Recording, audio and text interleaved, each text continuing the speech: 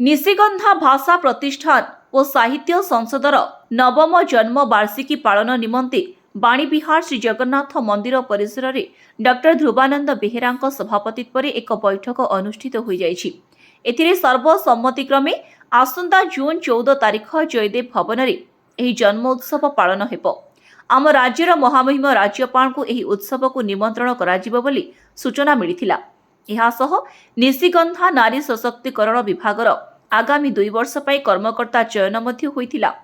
सर्वसम्मतिक्रमे कार्यकारी सभापति भावे स्वीटी साहू, उपसभापति भावे वंदिता त्रिपाठी, संपादिका भावे अपराजिता महारणा, जुग्म संपादिका भावे अनुपमा रणा, सह संपादिका भावे रश्मिता कुमारी राउल, कोषाध्यक्ष भावे मोनाली सामल, कार्यकारी संपादिका भावे संध्याराणी माझी, कविता बल, कविता पति, प्रतिमा महारणा और स्वर्णलता त्रिपाठी मनोनीत होइथिले।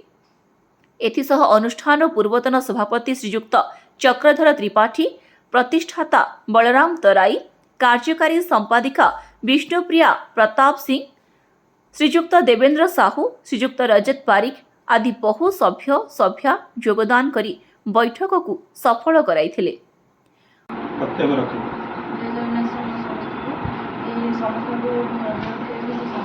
कही आसिक योगदान समय बाहर कर धन्यवाद। जो मैंने मत पसंद भाव में चयन कर वरिष्ठ धन्यवाद योग्य भी भाविले जिते दूर पर्यटन चेष्टा करी मो कम कर। निशिगंधा नारी सशक्तिकरण पक्षर आम बाणीविहार उत्कल यूनिवर्सिटी कैंपस भितर तार गवर्निंग बॉडी एवं कर्मकर्ता आगामी 2 वर्ष तार कर्मकर्ता चयन करागला। मुख्य निशिगंधा नारी सशक्तिकरण कार्यकारी सभापति भाव स्वीट साहू को मनोनीत करागला। उपसभापति भाव वंदिता त्रिपाठी, संपादक भाव अपराजिता महारणा, सह संपादक रश्मिता कुमारी राउल, जुग्म संपादक अनुपमा रणा, कोषाध्यक्ष मोनाली सामल, कार्यकारी सदस्य भावे संध्याराणी माझी, कविता दल, सविता पति, प्रतिमा महारणा, स्वर्णलता त्रिपाठी को निर्वाचित करागला। आगामी आमर यापर गोटे कार्यक्रम रमर साधारण बैठक से करेंगे और साधारण बैठक पर आगामी जन्म महोत्सव को निशिगंधार लक्ष्य रखी जयदेव भवन में पालन करने निष्पत्ति निगला और से विभिन्न प्रकार प्रतियोगिता विभिन्न कार्यक्रम जो थे निशिगंधा नारी सशक्तिकरण प्रमुख भूमिका नेबे एवं से सब लक्ष्य रखी आज आमर विभिन्न प्रसंग में विभिन्न आलोचना पर्यालोचना करागला। वर्चुअल माध्यम आमर इलेक्शन को आखिर रखी आम उत्कल दिवस पालन करने निष्पत्ति नलु। तापर अन्य कार्यक्रम आम सरकार नियम और भारत सरकार नियम अनुजाई कार्यक्रम को परिचालना करी आगामी जन्म महोत्सव 14 तारिख में पालन करने निष्पत्ति निगला। तो मु अनुरोध करी आम अनुष्ठान वरिष्ठ से वक्तव्य रखी।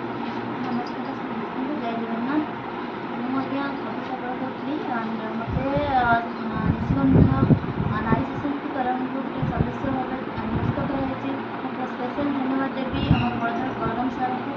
बर्तमान ये संगठन में किसी कहवा निमित्त मात्र बर्तमान मत समस्त सहयोग निहाती आवश्यकता रही मैडम मान तो मत सहयोग कले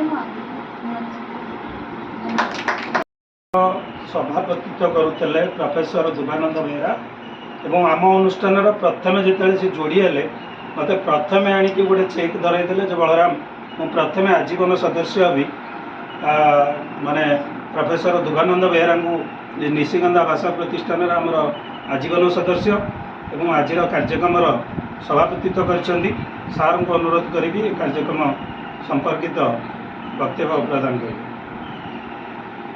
प्रथम समस्त धन्यवाद देवी जे उत्साह उद्दीपन सह बहु दूरांतर आसिकी ଏଠି ଉପସ୍ଥିତ ହେଇକି ସୁନ୍ଦର କାର୍ଯ୍ୟକ୍ରମକୁ ଅଂଶଗ୍ରହଣ କରିଛନ୍ତି ଏବଂ ଆମର ଯେଉଁ ପ୍ରତିଷ୍ଠାନ ଅଛି ନିଶିଗନ୍ଧା ପ୍ରତିଷ୍ଠାନ ଭାଷା ପ୍ରତିଷ୍ଠାନ ତାର ଯେଉଁ ଅଛି ମୁଖ୍ୟ ଉଦ୍ଦେଶ୍ୟ ଯେମିତି ଗୋଟେ ନାରୀ ସଶକ୍ତିକରଣ ତାକୁ କେମିତି ଆମେ ଆଗେଇ ନେବା ଏ ବିଷୟରେ ବହୁତ ସୁନ୍ଦର ମତଦାନ କରିଛନ୍ତି ଏବଂ ତାକୁ କେମିତି ସାଫଲ୍ୟ କରିବେ ସେ ଦୃଷ୍ଟିରୁ ଗୋଟିଏ କମିଟିର ସଦସ୍ୟ ତଥା କାର୍ଯ୍ୟକାରୀ ବ୍ୟବସ୍ଥା କରିଥିବାରୁ ସମସ୍ତଙ୍କୁ ଆଉଥରେ ମୁଁ ଧନ୍ୟବାଦ ଦେଉଛି।